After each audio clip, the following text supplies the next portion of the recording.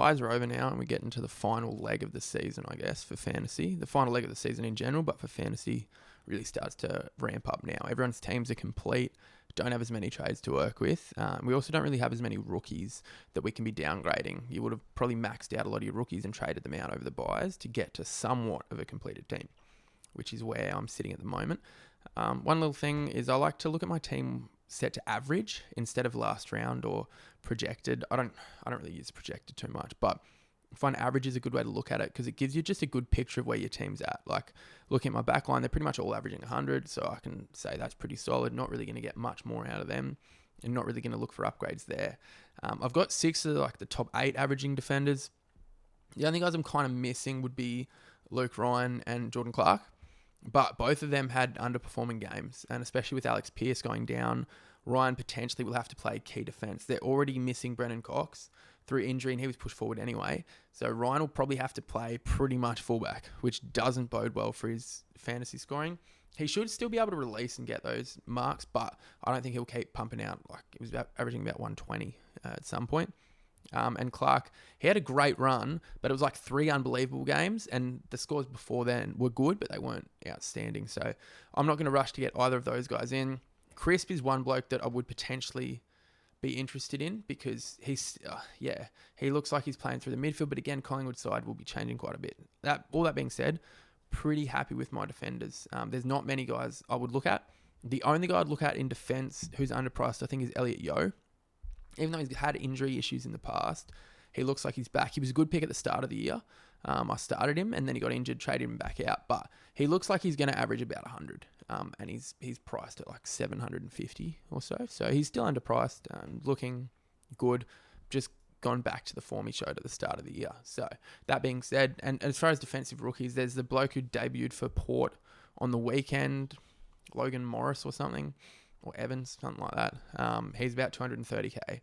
And if he gets a game again, he should have a low break even, and he's one to bring in. Although Josh Draper, who I held on to for now, he will probably come in because he's a taller defender and he can take that spot that Alex Pearce has opened up with his shoulder injury.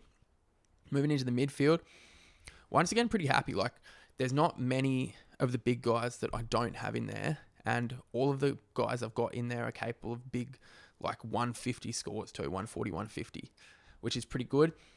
Also a little bit the victim of a tag, like Merritt and Butters seem to be targeted quite a lot with the tag.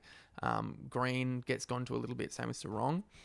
But that being said, I think just because of the quality of players that they are, there's not much more they can do. Happy with Billy Dowling. I think if he holds his spot, he'll continue to score well.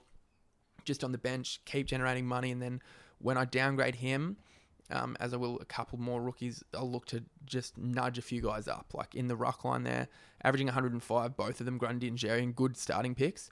But it'd be nice to get them up to a Gawn, who's the highest averaging player in the comp. So Dowling I like to hold on to. He was a fantastic junior scorer, and he's got decent numbers in the SANFL before he came in. So I think he'll continue to score well through the midfield, gets lots of marks. That's like his bread and butter is finding those little pockets of space for marks. Especially with Adelaide, how they rebound off halfback chipping. So, should be good. As I mentioned, the rucks, happy with these guys, but yeah, not going to rush. It's getting quite tricky at the moment. So, I mentioned Elliot Yeo in the back line.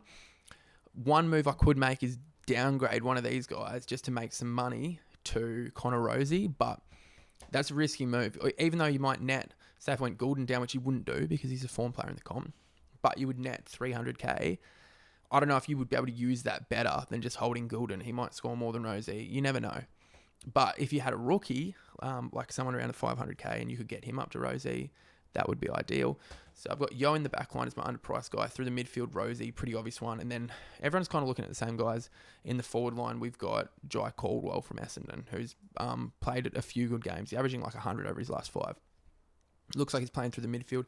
He was actually a highly touted youngster. He came across from GWS. He was the same, I'm trying to remember, he was 2018 draft, and he came across like really highly touted as well, a little bit like when Dylan Shield came across, and he just never really took that next step, but it looks like he's starting to cement himself as like a elite, high level midfielder. I don't know. He's a really good tackler.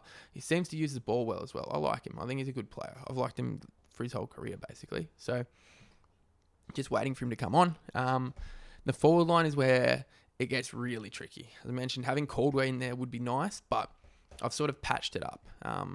Heaney and Flanders, rock solid. Fisher started with him, then brought him back in because he came back into form. Zorko brought him in 2 weeks ago and he got a 120 and then an 80 odd. So paid top dollar for him and want to see some real big scores, but you always got to be wary, especially playing that halfback role. Like if he loses that role, it's over, but you'd think that he wouldn't. He's providing a lot of drive from there and they don't really have anyone else that can play that role. That's why he was put back there. The 2 guys I've just brought in essentially for rookies were Taylor Adams and Jai Simpkin, who seem to be heavily underpriced. Adams coming back in after long injury layoff. He looked good in the preseason. He'll get some midfield time, but mainly sort of playing off half forward. He's still underpriced. He's a good player. He's been a good scorer for his whole career. He's just been injured a lot of the time. And then Simpkin, he looks like he's playing half forward, but he's pushing up really high. And North look like they're starting to play a bit better footy and win a bit more of the ball. So I do like him. That's where you can ignore the averages a little bit because like Simpkin come off 100 and then an 80. He's averaging 90 since he's been back in the team. And Taylor Adams, I think he'll average about 80. But obviously would like to get them up to someone else. The tricky thing with the forward line is the guys that are actually averaging well, apart from the Heaney's, Flanders, Zorkos that everyone's got, are key forwards. Like Danaher, Mackay. Yeah, it's interesting. There's no real standout forwards, so we'll just have to wait and see. Ideally would like to get Caldwell in. I'm also a little bit worried about Parrish coming back into the team.